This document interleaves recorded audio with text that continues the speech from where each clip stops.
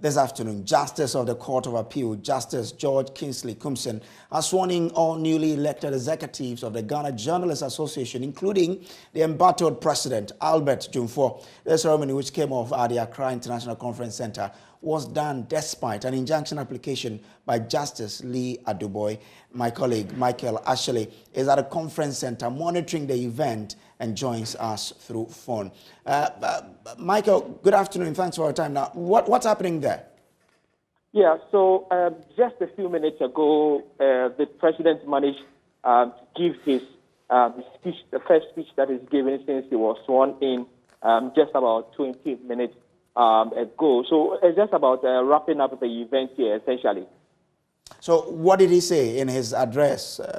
He preached on welfare and what have you. What did he say exactly when he was speaking? As part of his campaign, he started enumerating some of the policies that he has in mind, and he's reiterated some of them. But one of the things that he said that will probably spark and show as a force for the journalists will be that he's issued essentially a stern warning to all persons who are in the habit of violating the rights of journalists and abusing them.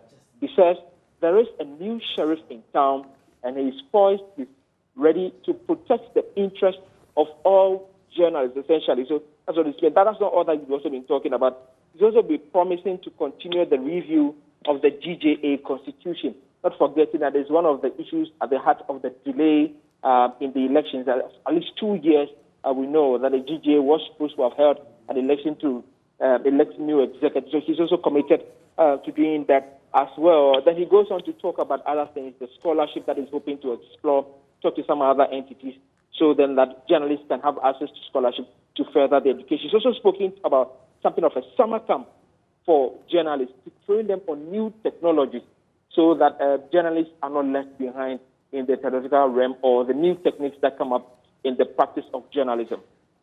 We know there was an application for injunction against the whole swearing-in ceremony. Did anything like that come up? Well, not officially, though, but since I got here, I've been trying to get to some of the executives that I have seen, or the newly elected at the time.